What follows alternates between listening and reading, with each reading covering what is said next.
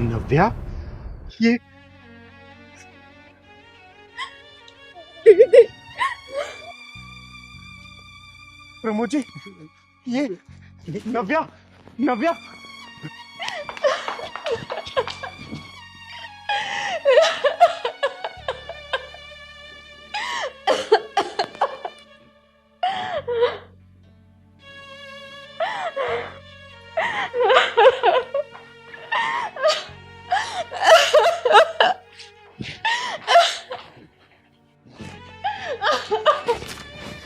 अरे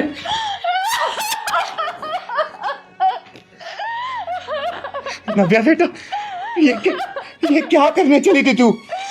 नव्या, नव्या, नव्या, क्या हुआ बेटा? क्या हुआ? दीदी, मुझे नहीं जीना अब। मैं अब और नहीं जी सकती। बेटा देख, तू हिम्मत से काम ले बेटा। ये बता, ये तेरी हालत किसने की? बोल मुझे। ये चिंगारी उसको जला के राख कर देगी बेटा। तू बोल, किसने किया ये? बोल बेटा। दीदी, उस दिन और मैं चीखती रही, चिल्लाती रही, लेकिन किसी ने मेरी मदद नहीं करी दीदी। मेरी बेटी तो बहुत ही शरीफ और भोली भाली है। बेटा, तू किसी को तो पहचानती होगी ना, जिसने इस घटना को अंजाम दिया? अरे तूने देखा होगा ना उनको, क्योंकि ऐसे लोगों को ना सजा देना बहुत जरूरी है। क्योंकि अचानक से इतनी बड़ी घटना को अंजाम देना किसी के बस की बात नहीं है बेटा। दिमाग पे जोर डाल, सोच, बता, किसी का तो चेहरा याद होगा तुझे। दीदी, मैं तो उस रास्ते से हर रोज ही कॉलेज जाती थी, लेकिन दो लड़के मुझे अक्सर मोटरसाइकिल पे निकलते आते जाते परेशान करते थे, लेकिन मैंने उन्हें इग्नोर कर दिया। लेकिन बेटा तू उनकी बेटा, तूने उनकी मोटरसाइकिल का नंबर तो देखा होगा ना? बता बेटा। नहीं दीदी, मैं उस हालत में ही नहीं थी कि मैं वो नंबर देख सकती। प्रमोद जी, आपने पुलिस में कंप्लेंट की थी? हाँ चिंगारी जी, कंप्लेंट करी थी। पुलिस आई और अपनी खाना पूर्ति करके चली गई। लेकिन आजकल पुलिस से डरता ही कौन है। सही कह रहे प्रमोद जी। अगर हमारी कानून व्यवस्था सही होती ना, तो किसी की इतनी हिम्मत नहीं होती ये सब करने की। तो चिंता मत कर बेटा, चिंता मत कर, सब ठीक हो जाएगा बेटा। क्या लड़कियों की ये हालत होती रहेगी? नहीं बेटा, ऐसा अब कभी भी नहीं होगा। मैं तेरे सिर पे हाथ रख के कसम खाती हूँ, वो सब फाइलें खुलवाऊंगी, चाहे मुझे उसके लिए ना ऊपरी अदालत का दरवाजा क्यों ना खटखटाना पड़े। उन सभी मुजरिमों को सजा दिलवाएगी ये चिंगारी। और आज के बाद से ना ये एसिड अटैक अब कभी नहीं होने देगी चिंगारी, चाहे मुझे उसके लिए ना सारे समाज में घूम के अब सभी बहनों बेटियों को जागरूक क्यों ना करना पड़े। बेटा ये अब कभी भी नहीं होगा, मैं वादा करती हूँ तुझसे। तुम चिंता मत कर, ये तेरा चेहरा ना ये चिंगारी ठीक करवाएगी, बिल्कुल पहले जैसा करवाएगी बेटा, चाहे मुझे इसके लिए लाखों रुपए क्यों ना खर्च करना पड़े। तो पहले जैसे हो जाएगी बेटा। बस तेरे से हाथ जोड़ के एक विनती है, अपने जीवन खत्म करने के बारे में कभी मत सोचना बेटा, कभी भी मत सोचना। क्या करूं दीदी? तो मैं वो बात जब भी याद करती हूँ तो मेरी रूह कांप उठती है। बेटा मैं जानती हूँ बेटा, बहुत मुश्किल है इस सदमे से बाहर आना, लेकिन मेरे बाबू प्लीज थोड़ी कोशिश करना, सब ठीक हो जाएगा। और चिंगारी के पास ना अब कोई काम नहीं है, कोई काम नहीं करेगी चिंगारी। अब चिंगारी का सिर्फ एक ही मिशन है, ये एसिड अटैकर्स को सजा दिलवाना, सजा दिलवाना और सजा दिलवाना। प्रभु जी आप इसका ख्याल रखना, अब ये चिंगारी मिशन पे जा रही है, मिशन पे।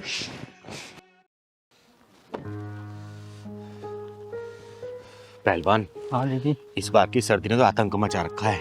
हाँ दीदी, इतना पहन रखे फिर भी ठंडी लग रही है। बेटा तेरा नाम पहलवान रखा है मैंने, लेकिन तू पहलवान है नहीं। तेरे को कितनी बार बोलती हूँ स्वेटर जैकेट पहन के रहे, लेकिन नहीं, तो स्टाइल मारना है ना। पता नहीं।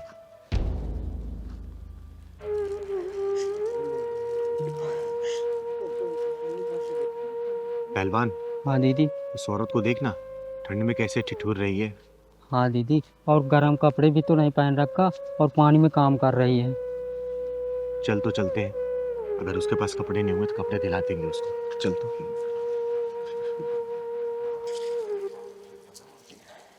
अरे माँ जी, अब ठंड में कितनी कांप रही हैं, ऊपर से पानी ये काम कर रही हैं। कोई स्वेटर जैकेट पहन लिया होता आपने। पहलवान, जा जाके मोटर बंद करके आ तो। अब इसको दीजिए।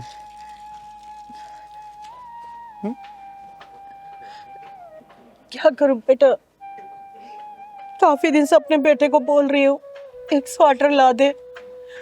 या तो उनके पास टाइम नहीं है या वो मेरे लिए स्वेटर लाना नहीं चाहता।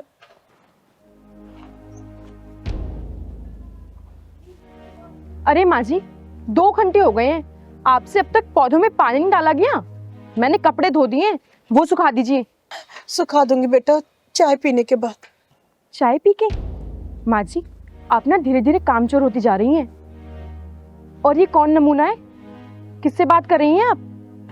बेटा मैंने नहीं बुलाया, ये मुझे इस हालत में देख के खुद चली आई। हालत को? क्या हो गया आपकी हालत को? इतनी भली चंगी तो है आप, क्या हो गया? ओए नागफनी की औलाद, खुद तो तूने इतने कपड़े पहने हुए और इनको बिना कपड़े के पानी का काम करवा रही है। अरे थोड़ी सी शर्म होती ना तो इनको भी गर्म कपड़े दे देती तू, समझी? क्या हो गया, क्यों शोर मचा रखा है? देखिए ना, आपकी परम पूज्य माता जी ने हमारी इज्जत का फालूदा बना रखा है, और वो भी उसके सामने जो ना 3 में है और ना 13 में। अरे भाई, क्या लेने आए हो यहाँ? ना तो यहाँ किसी की शादी हुई है, ना ही कोई बेटा पैदा हुआ है। यही आप? नहीं नहीं सम्मान बेटा, किन्नरों से ना ऐसे बेअदबी से बात नहीं करते हैं। क्या कहा माँ जी? सम्मान नाम है इसका? हाँ, क्यों, कोई प्रॉब्लम है तुझे मेरे नाम से? ओए बेशरम इंसान, तुम दोनों ने इतने मोटे मोटे कपड़े पहने हुए हैं और अपनी माँ को इस हालत में रखा है। तुम कौन होती हो हमारे घर के बीच में दखल देने वाली?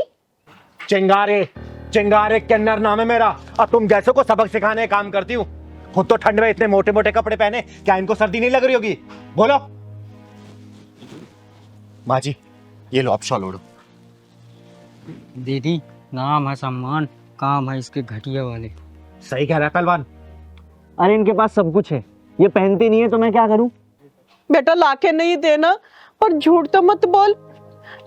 चिंगारी जी, इसकी बीवी ने ना मेरे सारे गर्म कपड़े बर्तन वाले को दे दिए, एक भी कपड़ा नहीं छोड़ा मेरे पास में। मैं मना करती रही, लेकिन इसने एक नहीं सुनी मेरी। वो मैं ओए, हकलाना बंद करो। अरे बेशर्मो, तुम्हें इतनी सी भी शर्म नहीं आती कि एक बुजुर्ग माँ के साथ कैसा व्यवहार कर रहे हो तुम लोग? अरे इन्होंने अपनी पूरी जवानी चला दी तुम लोगों को इस पोजीशन पर लाके खड़ा करने के लिए, और तेरा पति जो आजकल 2-4 पैसे कमा रहा है ना, इसी माँ की बदौलत कमा रहा है, और तू इसके साथ ऐसा व्यवहार कर रही है। सुमी, माँ क्या बोल रही है? तुमने ऐसा किया है माँ के साथ? अरे मैं समझा था माँ के पास है गर्म कपड़े, तुमने बर्तन वाली को दे दिए।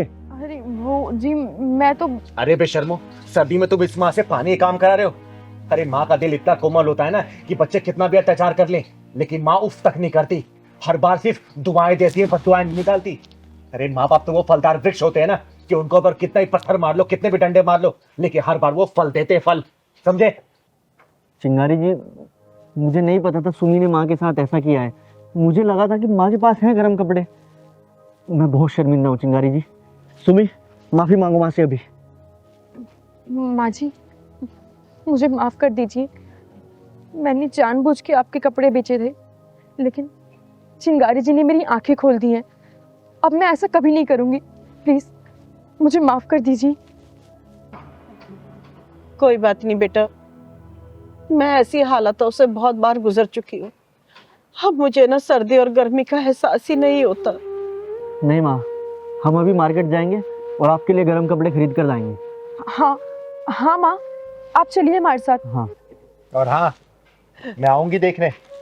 अगर तुम लोगों ने फिर दोबारा ऐसी हरकत की ना, तुम्हारे ये पहने हुए कपड़े ना उतार दिया ना, तो मेरा नाम चिंगारी नहीं, समझे? चल पहलवान, माँ जी आप इस शॉल को ओढ़े रहिए। चल पहलवान, तुझे पता है कि आज मेरा सोमवार का व्रत है? आज पहली बार थोड़ी ना, हर सोमवार को तो दीदी रखती हो व्रत। अरे मैं भगवान भोलेनाथ के इसे व्रत रखती ना, ताकि भगवान भोलेनाथ मेरे गुस्से को खत्म कर दे, या फिर थोड़ा बहुत तो कम कर ही दें। भोले बाबा अगर गुस्सा शांत कर देंगे तो शनि देव चढ़ जाएंगे। अच्छा मजाक करता है तू। चल पूजा का समय हो रहा है।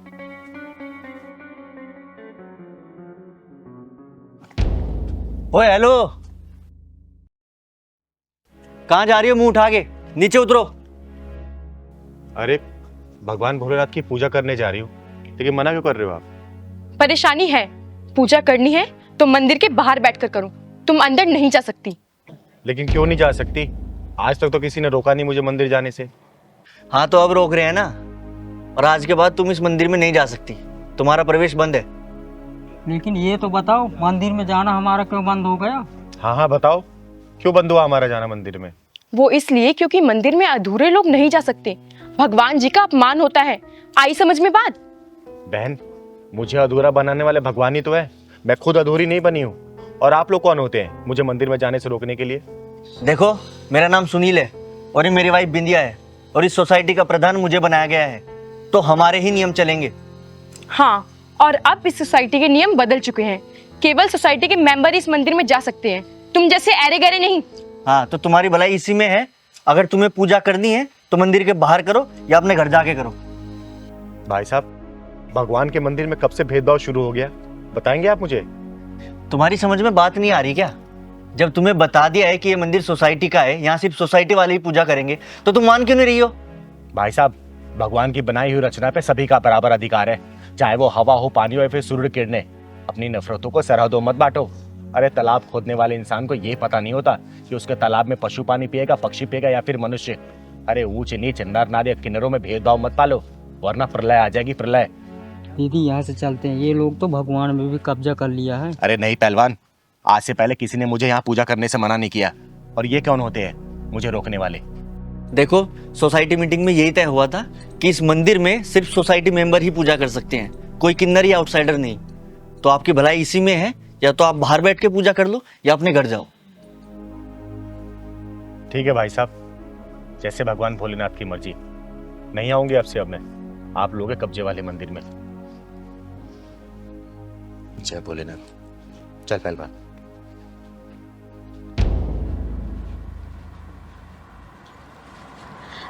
एक मिनट ड्राइवर, ये तो चिंगारी जी हैं।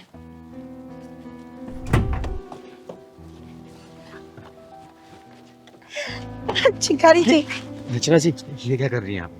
आपका भागीदारी मत बनाइए मुझे। अरे ये तो रचना मैडम है, ये हमारी सोसाइटी में क्या करने आई आज? लगता है यहाँ भी कोई प्रॉपर्टी खरीद ली। हाँ वो तो ठीक है, लेकिन ये इस किन्नर के पैर क्यों छू रही हैं? हाँ यार, नहीं नहीं चिंगारी जी, आप तो मेरे लिए ना भगवान से कम नहीं है। मुझे आज भी वो 5 साल पहले वाली बात याद है, मैं कुछ भी नहीं थी, और आज आपके आशीर्वाद से मैं इतनी सारी कंपनियों की मालकिन हूँ, तो आप तो मुझे पैर छू लेने दीजिए। अरे रचना जी, ये सब आपने जो भी हासिल किया है ना, अपने अच्छे विचार, अपने अच्छे कर्मों की वजह से। मैं तो सिर्फ एक साधारण से किन्नर हूँ और कुछ भी नहीं। चलो देखते हैं। हाँ। चिंगारी जी, ये तो आपका बड़प्पन है, जो आप अपनी तारीफ भी नहीं करने देती हैं। अरे रचना जी नमस्कार। नमस्कार। भाई हमारी सोसाइटी के तो भाग्य खुल गए आज, जो आप पधारे। कोई प्रॉपर्टी खरीदी होगी आपने यहाँ भी? वो सब तो ठीक है, पर आप इस किन्नर के पांव क्यों छू रही हैं? जानती हैं क्या आप इनको? सुनील जी, जो इनको जान गया उनका कल्याण हो गया। आज जो कुछ भी हूं ना, मैं इनके आशीर्वाद की वजह से हूँ। आज सोमवार है, भोलेनाथ जी की पूजा करके आ रही हैं? आई तो थी पूजा करने, लेकिन पूजा किए भी नहीं जा रही हूँ। क्यों? पूजा किए बिना क्यों जा रही हैं आप? वो क्या है ना कि मैं मंदिर के अंदर जाने लायक नहीं हूँ। ये किसने कहा आपसे कि आप मंदिर में जाने के लायक नहीं है? अगर आप मंदिर में जाने के लायक नहीं है, तो इस दुनिया का कोई भी इंसान ना इस लायक नहीं है कि वो मंदिर में जा सके। रचना जी, ये भाई साहब और बहन जी ने बोला कि अधूरे इंसानों का मंदिर में प्रवेश वर्जित है, तो बताइए कैसे जा सकती हूँ मैं? सुनील जी, आपकी हिम्मत कैसे हुई इनको रोकने की? मैम एक्चुअली वो सोसाइटी की मीटिंग में तय हुआ था कि चुप! अगर मैं चाहूँ ना, खड़े खड़े इस सोसाइटी को खरीद सकती हूँ। और आप होते कौन है ये बोलने वाले कि कौन मंदिर में जाएगा और कौन नहीं जाएगा? सॉरी बोलो। Sorry madam. तुम लोग इतने बड़े हो गए हो, ये फैसला करोगे कि मंदिर के अंदर कौन जाएगा और कौन नहीं जाएगा? अरे चिंगारी जी कोई मामूली हस्ती नहीं है। इनके आशीर्वाद से ना रेगिस्तान भी हरा भरा हो जाता है, और इनकी बद्दुआओं में वो तासीर है कि समुंदर भी सूख जाए। रचना जी सॉरी, हमें माफ़ कर दो। और चिंगारी जी आप भी हमें माफ़ कर दीजिए।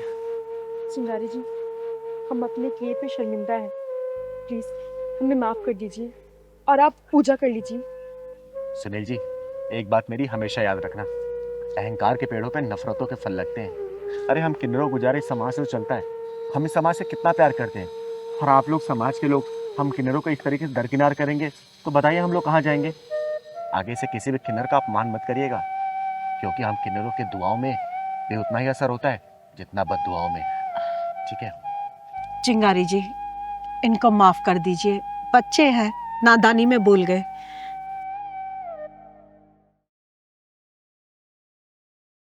आप जाइए, पूजा कर लीजिए, मैं आपका यहीं इंतजार करूंगी, और आपके साथ आपके घर चलूंगी चाय पीने के लिए। ठीक है रचना जी, मैं पूजा करके चलता हूँ।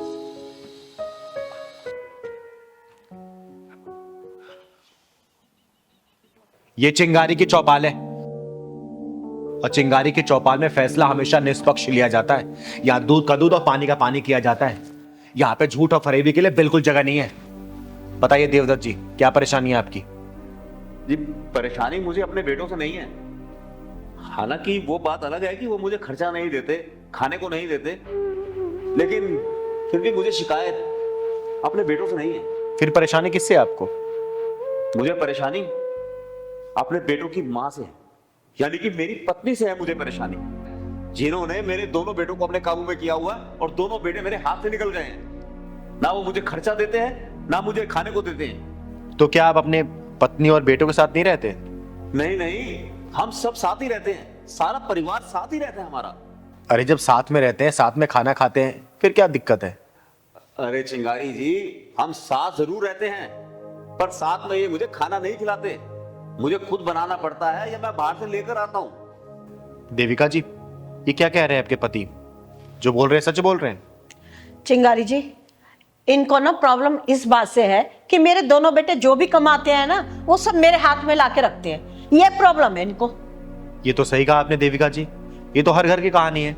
अरे देवदत्त जी, जब भी बच्चे कुछ लेके आते अपनी माँ के हाथ में तो पकड़ाते हैं, तो इसमें दिक्कत क्या है? अरे दिक्कत तो यही है चिंगारी जी, जब बच्चा छोटा होता है तो उसकी पढ़ाई लिखाई दवा दारू सब कुछ तो उसका बाप देखता है, और जब बच्चे बड़े हो जाते हैं, कमा कर लाते हैं, तो पैसे माँ के हाथ में रखते हैं। तो क्या आपकी दोनों बहुएं भी आपको नहीं पूछती? अरे सारे घर में हमारी देविका जी का ही कब्जा है। चिंगारी जी, ये गलत बोल रहे हैं, इनको पैदा तो मैंने ही किया है ना। अरे कमा के तो मैं लाता था, मैंने बच्चों को इतना बड़ा किया, पढ़ाया लिखाया, उनकी शादी ब्याह सब कुछ मैंने किया है। चिंगारी जी आप बताओ, मैं जाऊं तो जाऊं कहाँ? हाँ, जाऊं तो जाऊं कहाँ? चिंगारी जी, बच्चों को मैंने पाला, पैदा मैंने किया, और तुम्हें बुढ़ापे में अब क्या हो रहा है? हाँ, बुढ़ापे में मुझे क्या हो रहा है? अरे मेरी तो सारी जवानी लग गई, मैं तो बुढ़ा हो गया। अरे इनकी शादी ब्याह दवा दारू सब कुछ करता रहा मैं। चिंगारी जी, आप इनसे पूछिए ये चाहते क्या है। मैं चाहता हूँ जो 25 साल मैंने अपने बच्चों के लिए किया ना, अपनी सारी जवानी खराब की, अपनी सारी कमाई खराब की, वो मुझे ब्याह समेत चाहिए वापस, ब्याह समेत। मुझे ब्याह समेत वापस मिल गई तो ठीक है, नहीं तो मैं कोर्ट जाऊंगा। अरे पापा, आपने किया ही क्या है? हैं? जो भी किया है माँ ने किया है, और आप तो सुबह चले जाते थे ऑफिस। रात को 9-9 10-10 बजे आप वापस आते थे, सारा काम तो माँ देखती थी, इसलिए हम सारा पैसा अपना माँ को ही देंगे। हाँ, हमारी कमाई पे पहला हक माँ का ही है। वाह बेटा वाह, माँ की ममता तो नजर आ गई, लेकिन बाप की कुर्बानी नजर नहीं आई। चिंगारी जी, आप इनसे कहिए शांत हो जाएं। अरे इनका जितना भी खर्चा है ना, रहना खाना सब कुछ हम उठाएंगे। माँ ने बोल दिया तो हम इनका खर्चा उठाएंगे। हाँ चिंगारी जी, माँ की बात हम कभी नहीं टालते, माँ की एक एक बात को सच करेंगे हम। देख लिया चिंगारी जी, जो हक बाप को मिलना चाहिए वो हक माँ को मिल रहा है। जिस बाप ने अपनी सारी जिंदगी इस परिवार पर लगा दी, उसका क्या हाल कर रहे हैं ये लोग। अरे मैंने क्या नहीं किया इस परिवार के लिए। 3 पैंटें, 3 शर्टें और 2 जोड़ी जूतों में पूरा साल निकालने वाले बाप को क्या सिला मिल रहा है। मुझे नहीं पता, मुझे मेरा हक चाहिए, भीख नहीं चाहिए, मुझे हक चाहिए, मुझे मेरा हक। देखिए देवदत्त जी, आपकी बातों में और आपका दलीलों में बहुत वजन है। एक बाप का पूरा जीवन ना परिवार के पालन पोषण के लिए बाहर ही गुजर जाता है। जब बच्चे छोटे होते हैं और बाप कमाने के निकलता है, तब बच्चे सोते हुए मिलते हैं, और रात को जब कमा के वापस आता है ना, तब भी बच्चे सोते हुए मिलते हैं। इस तरीके से बच्चों का पूरा प्यार ना अपनी माँ के प्रति आकर्षित हो जाता है, और बॉन्डिंग होती है माँ और बच्चों की हो जाती है। देखिए, इस तरीके से क्या होता है ना कि बाप का लगाव अपने बच्चों के प्रति नहीं हो पाता, ना ही बच्चे अपने बाप के प्रति उतना अटैचमेंट फील करते हैं। इसलिए माँ के प्रति लगाव होना लाजमी है। लेकिन अगर मैं आपकी बात से सहमत हो कि एक बात बोलूँ ना, ये तो एक बाप के प्रति बहुत अन्याय की बात है, क्योंकि बाप ना अपने घर में ही एक अधूरा अधूरा सा फील करने लग जाता है, क्योंकि पूरी जवानी अपने परिवार का पालन पोषण करने के लिए लगा देता है। और जब बच्चे बड़े हो जाते हैं ना, और जब वो एक्सपेक्टेशन में बच्चों का प्यार पाता है, तो बच्चों का लगाव तो माँ के प्रति रहता है ना। इसलिए अटैचमेंट और पूरी कमाई बच्चे अपने माँ के हाथों में ही देते हैं। लेकिन मैं फिर भी बात बोलूंगी, यह अन्याय है आप जैसे बापों के लिए। चिंगारी जी, एक बात है, क्या हम माँ का कोई योगदान नहीं होता? अरे हम बच्चे को 9 महीने अपने पेट में रखते हैं। है, इस बात का भी जवाब है। जब माँ अपने बच्चों को 9 महीने पेट में रखती है ना, तब पिता उस बच्चे को अपने दिमाग में रखता है, क्योंकि पैदा होने के बाद भी ना पिता का अपना कर्म पूरा नहीं होता। उसकी पढ़ाई लिखाई, खर्चा, शादी, ब्याह तक, ये सब चीज उसके दिमाग में रहती है कि मेरा बच्चा कैसे बड़ा होगा, कैसे दुनिया में नाम रोशन करेगा, कैसे उसका पालन पोषण होगा, कैसे उसको अच्छी परवरिश मिलेगी। तो पिता का कर्तव्य ना कभी पूरा नहीं होता मरते दम तक। समझिए इस बात को। यही तो मैं चाहता हूँ चिंगारी जी, कि बाप का दर्जा भी बराबर का होना चाहिए। देवदत्त जी, मैं आपकी बात से पूर्ण तरीके से सहमत हूँ। समाज में माँ बाप का दर्जा दोनों का बराबर होना चाहिए। और चिंगारी के चौपाल में ये फैसला सुना रही है चिंगारी कि आज के बाद से दोनों बच्चे अपनी कमाई का आधा हिस्सा अपनी माँ को देंगे और आधा हिस्सा अपने बाप को, ताकि छोटी छोटी बातों को लेके माँ बाप के बीच में नोकझोंक ना हो। और वैसे भी जो भी माँ बाप का है ना, कल को वो आप दोनों का ही होने वाला है। और ये पैसे सिर्फ इसलिए मांगते हैं ना, उड़ाने के लिए नहीं मांगते, ये सिर्फ अपने सम्मान के लिए मांगते हैं। समझे इस बात को। चिंगारी जी, आप बिल्कुल ठीक कह रही हैं। अरे इसमें मेरी ही गलती है, मैं अपने बच्चों के प्यार में ये भूल गई कि बाप का दर्जा भी बराबर का ही होता है। अपने लिए प्यार ढूंढती रही और इनके प्रति इनका सोच बदलती रही। सही कह रही माँ। पापा, हमें माफ कर दो। हम भूल गए थे कि माँ के साथ साथ आपको भी प्यार चाहिए। हमें माफ कर दो। हाँ पापा, माँ ने सिर्फ हमें गोदी में खिलाया है, आपने तो कंधों पर बिठाकर हमें पूरी दुनिया दिखाई है। अगर आप ना होते तो आज हम लोग यहाँ तक पहुँच ही नहीं पाते। हमें माफ़ कर दीजिए पापा। देवदत्त जी, फैसला तो हो गया, मुझे तो बोलने की जरूरत ही नहीं पड़ी। धन्यवाद चिंगारी जी। चलो बच्चों, चलो देविका, चलो फिर। खुश रहो, खुश रहो। बच्चों, आज तक मैंने तुम्हें ना गलत शिक्षा दी थी। आज के बाद ना मेरे से पहले अपने पापा का ध्यान रखना। चलो। मस्त।